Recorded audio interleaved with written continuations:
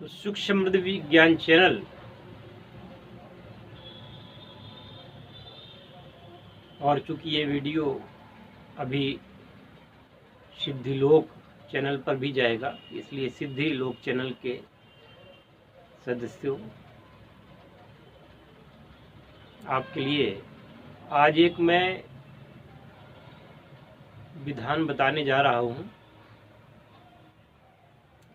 जो विधान आसन का है।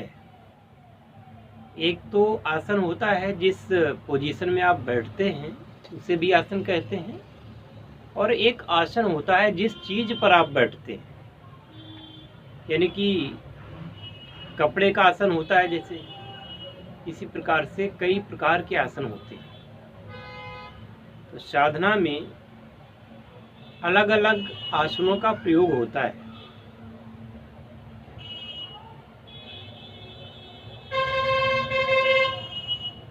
सर्वप्रथम तो यह आप जान लें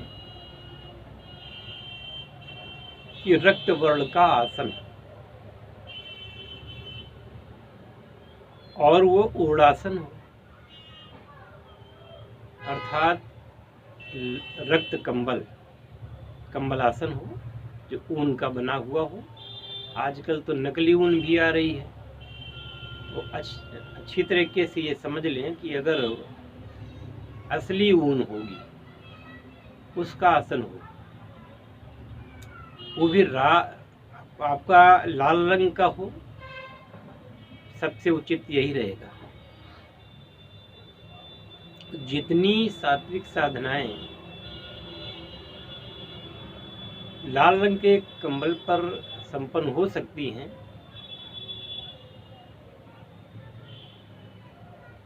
उतनी और किसी रंग के कंबल पर नहीं।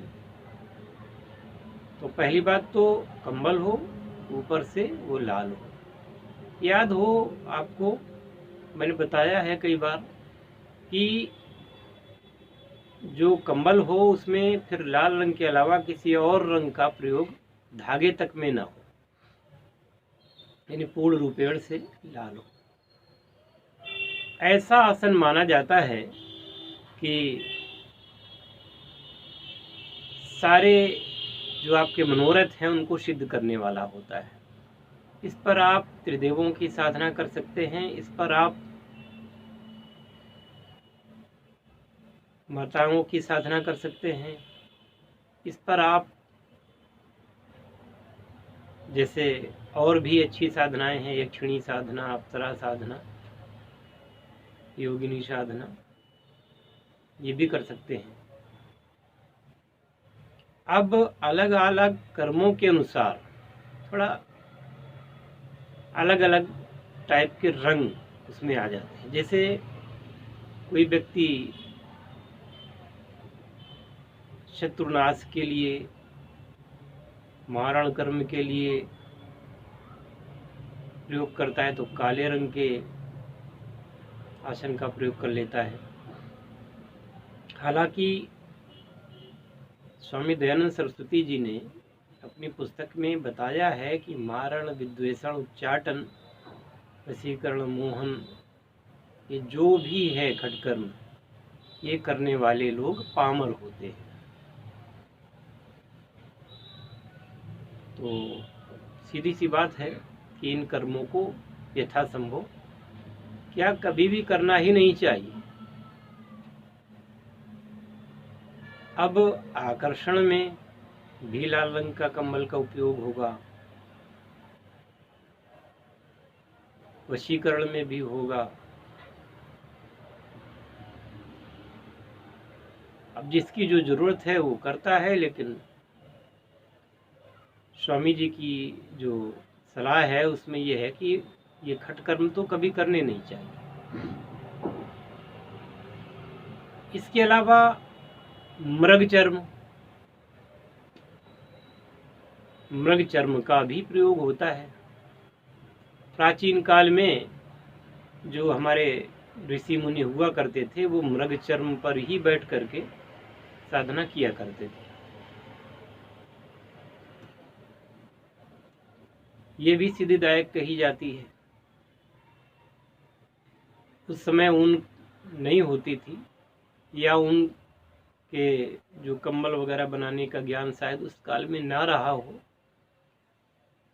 तो चूँकि मृग चर्म था, ज़्यादातर लोग शिकार करते थे मृगों का, तो उसके चर्म का,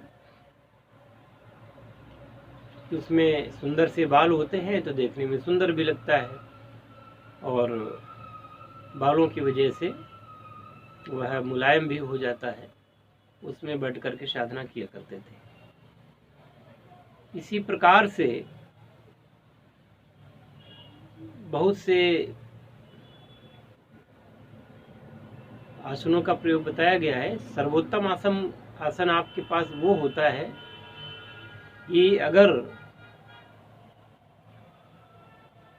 कपड़े का भी आसन हो, हालांकि कपड़े का आसन को दरिद्रता कारक बताया गया है, इसलिए कपड़े के आसन का प्रयोग नहीं करना चाहिए। लेकिन अगर कपड़े के आसन पर आप लाल रंग का रेशमी वस्त्र डाल देते हैं, या उसके ऊपर कंबल बिछा लेते हैं, तो भी यह ठीक रहता है। आसन कम से कम 1 इंच मोटा तो होना ही चाहिए।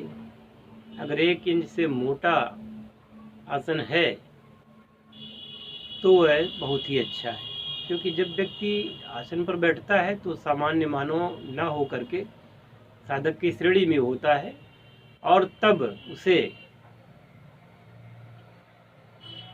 जब कोई क्रिया करनी होती है, चाहे वो मंत्र जप करे, चाहे वो योग करे, कुछ भी करे, तो आसन में बैठा हुआ जो व्यक्ति होता है एक विशिष्ट व्यक्तित्व होता है, अपने आप में शिव स्वरूप माना जाता है, आम आदमी से अलग होता है। तो उस समय जो ऊर्जा उसके शरीर में प्रवाहित होती है, वह ऊर्जा सीधे धरती में न समा जाए, इसलिए आसन का प्रयोग किया जाता है, इतने मोटे आसन का। चूँकि आपका ये जो कंबल होता है ये विद्युत का कुचालक होता है, इसलिए आपकी जो ऊर्जा है वो धरती में नहीं जाएगी। अब आप कहेंगे कि अगर ऊर्ध्वगमन कर जाए, ऊपर से निकल जाए, तो वैदिक धर्मशास्त्र से लेकर के आज तक हिंदुओं में एक प्रथा है चोटी में गांठ लगाना। जो आपने चोटी देखी, जैसे हम भी रखते हैं, सभी लोग रखते हैं, तो वो चोटी रखनी आवश्यक है।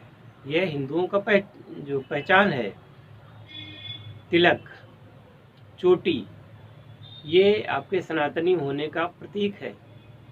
यज्ञोपवीत, ये भी अति आवश्यक है। तो यज्ञोपवीत जो धारण करता है, तो यज्ञोपवीत में, पवित्र धागे में 3 शक्तियों का वास होता है, और ये त्रिशक्तियाँ, तीनों देवताओं की शक्तियाँ उसमें वास करने के कारण आपकी सुरक्षा भी करता है। यह आध्यात्मिक पक्ष है। अब कोई बोले कि मैं जनेऊ पहन लूँगा और ऊपर से लाठी कोई मारे तो नहीं लगेगी, ऐसा नहीं है। उसका आध्यात्मिक पक्ष है। कोई बुरी ताकत आपको परेशान नहीं कर सकती, बशर्ते कि आप नियम संयम वाले होने चाहिए।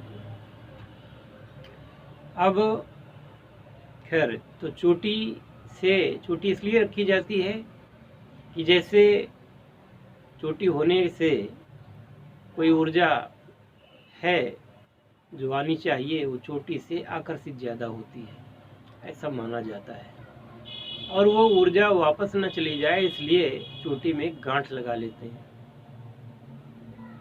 इस प्रकार से आसन में बैठना चाहिए। हालांकि हाथी के चर्म का भी आसन प्राचीन काल में लोग प्रयोग करते थे। गज चर्म आसन कहते थे उसको। गज के वस्त्र भी, मतलब उसको जैसे बागंबर ओढ़ते थे भगवान शिव, वैसे ही गज का भी अंबर ओढ़ा है।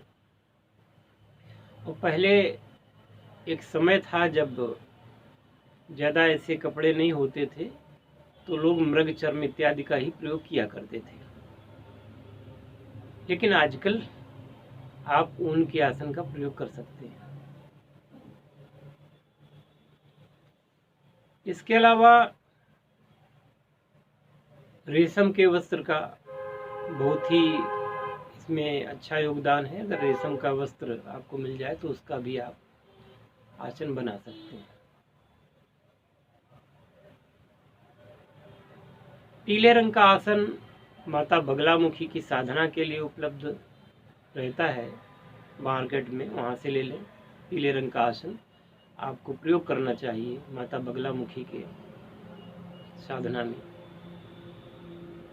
कुछ एक आसनों का मैंने आपको बताया है, बाकी इसके बाद में बात आती है आपके आसन जो बैठने का तरीका है। उस बैठने के तरीके में सबसे सुगम तरीका स्वस्तिकासन होता है। स्वस्तिकासन अब या तो मैं किसी दिन करके बताऊंगा आपको, या तो आप उसको समझ लें। बताता हूँ कि जैसे आप बैठते हैं, पालथी नहीं कहते, पालथी मार के बैठना, सुखपूर्वक बैठना स्वस्तिकासन कहा जाता है।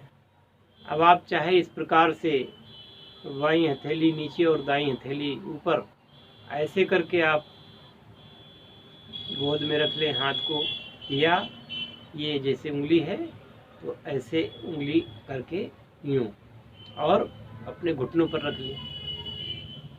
याद रहे स्वस्तिकासन जब आप करें तो दोनों घुटने आपके जमीन पर छूने चाहिए। अब ऐसा नहीं होना चाहिए कि वो एक घुटना जमीन से लगा है और एक घुटना उठा हुआ है, तो फिर वो स्वस्तिकासन नहीं होगा।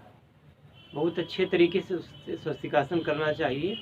इसमें दाहिना पैर बाईं जांघ को छूते हुए और इसके ऊपर फिर बायां पैर रख लेना चाहिए। तत्पश्चात फिर या तो घुटनों पर उंगली तर्जनी और अंगूठे को लेकर के लगा करके बैठना चाहिए, या फिर जैसे मैंने बताया कि नीचे हाथ होना चाहिए बायां और दायां हाथ ऊपर। ऐसे करके फिर आप निश्चल भाव से बिल्कुल रीढ़ सीधी करके,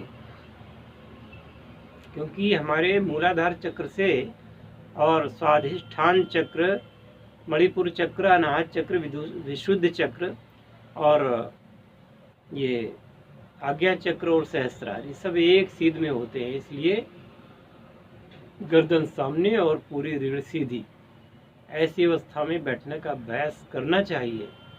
अगर इस प्रकार से आप अभ्यास करते हैं तो सिद्धि के चांस जल्दी होते हैं।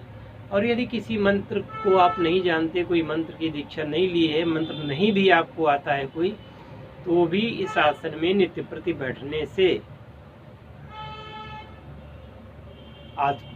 जो आत्मिक ऊर्जा होती है वो बढ़ती है और धीरे धीरे आप सिद्धि की ओर बढ़ने लगते हैं। कुछ भी नहीं करेंगे तो भी बस थोड़ा सा मस्तक हल्का सा नीचे और आँख मूंद करके बैठेंगे। जब आप आँख मूंद लेंगे तो आपका पूरा ध्यान आपके आज्ञा चक्र पर जाएगा। इसे ध्यान करके बैठे, किसी मंत्र का जप न करें तो भी आपको सिद्धि प्राप्त होती है।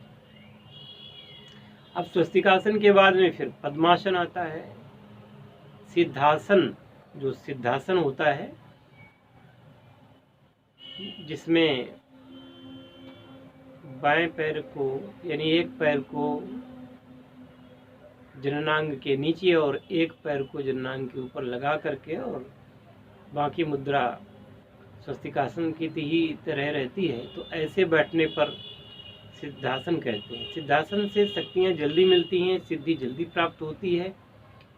परंतु एक परम योगी ने मुझसे ये बात बताई थी कि जो विवाह करने के इच्छुक हैं या जो लोग दाम्पत्य जीवन गुजार कर रहे हैं, जिनका विवाह हो चुका है, ऐसे लोग